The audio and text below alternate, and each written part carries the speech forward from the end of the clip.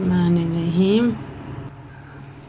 فرشتے یہ اللہ میاں کی بہت بڑی مخلوق ہے اور بہت طاقتور بھی ہے۔ ان کی شکل و صورت کیسی ہے یہ اللہ ہی بہتر جانتا ہے۔ فرشتے اتنے زیادہ ہیں کہ ہم ان کی گنتی بھی نہیں کر سکتے۔ یہ فرشتے کچھ کھاتے پیتے بھی نہیں، کیونکہ اللہ تعالیٰ نے ان کو ایسا ہی بنایا ہے۔ یہ صرف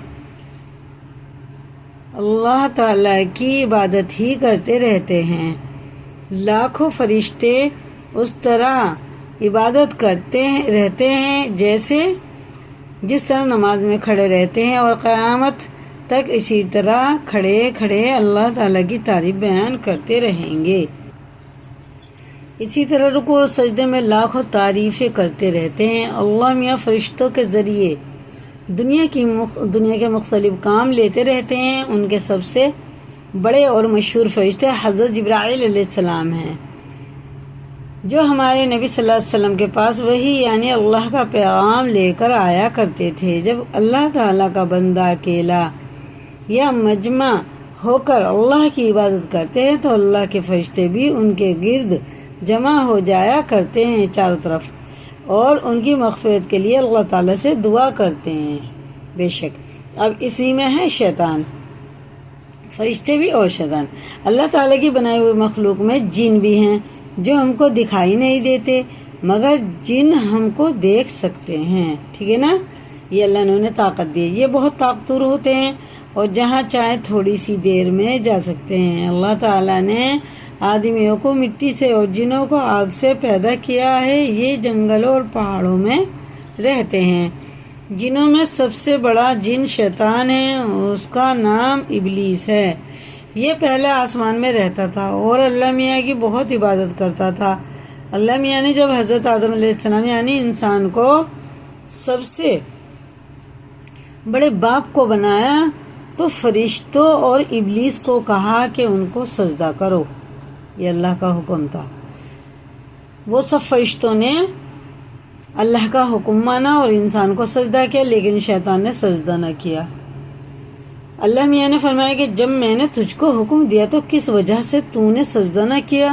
شیطان نے کہا میں اس سے اچھا ہوں، مجھ کو آپ نے آگ سے بنایا اور اسے مٹی سے بنایا ہے۔ کیا مٹی اوپر سے ڈالو نیچے کو جاتی ہے، آگ نیچے جلا تو اوپر اٹھتی، میں بڑا ہوں، گھمنڈ میں آ گیا۔ اللہ نے فرمایا تو بہشت سے اتر جا، تو اس قابل نہیں کہ یہاں غرور کرے، ٹھیک ہے نا۔ تو ذلیل ہے۔ شیطان نے کہا کہ مجھے قیامت تک کے لیے مہلت دیجیے۔ اللہ نے فرمایا کہ جا، مہلت دی جاتی ہے۔ شیطان نے پھر کہا مجھے تو آپ نے ملعون کیا ہے، میں بھی اس کو سیدھے راستے سے بہکاؤں گا، ان کے آگے سے اور پیچھے سے، ان کے دائیں سے اور بائیں سے آؤں گا، اور ان میں سے اکثر آپ کا شکر ادا نہ کریں گے۔ اللہ میاں نے فرمایا نکل جا یہاں سے، ذلیل مردود۔ جو لوگ ان میں سے میرا کہنا نہ مانیں گے ان سب کو اور تجھ کو جہنم میں بھر دوں گا۔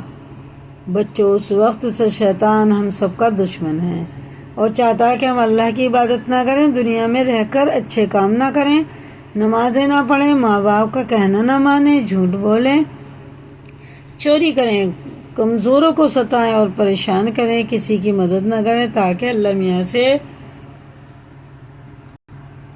اس نے کہی ہیں جو باتیں اس نے اللہ سے کہیں، جو وعدے کریں وہ اس کو پورا کر دکھائے۔ اگر ہم شیطان کے کہنے میں آ گئے تو اللہ میاں نے بھی شیطان سے جو وعدہ کیا ہے وہ اس کو پورا کریں گے، یعنی شیطان کو جو اس کا کہنا مانیں گے سب کو جہنم میں بھر دیں گے۔ اللہ ہم سب کو جہنم سے بچائے، آمین ثم آمین۔ قرآن مجید میں اللہ میاں نے کہا کہ اللہ مسلمانوں کا دوست اور مددگار ہے، ان کو اندھیروں سے نکال کر روشنی کی طرف لاتا ہے، اور جو اللہ کا کہنا نہیں مانتے اور شیطان کے دوست ہیں ان کو وہ روشنی سے اندھیروں میں لے جاتا ہے، ایسے لوگ دوزخ میں ہمیشہ رہیں گے۔ اللہ ہم حافظ۔ دیکھو بچوں، تم اللہ میاں کے دوست بنو گے یا شیطان کے؟ بتاؤ۔ اللہ میاں کی، ٹھیک ہے۔ کل آدم علیہ السلام کا قصہ شروع ہوئے گا، ابھی فرشتوں کا اور شیطان کا ہوا ہے، ٹھیک ہے نا۔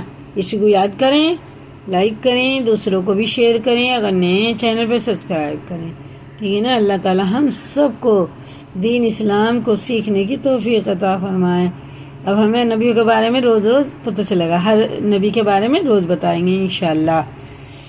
اللہ حافظ۔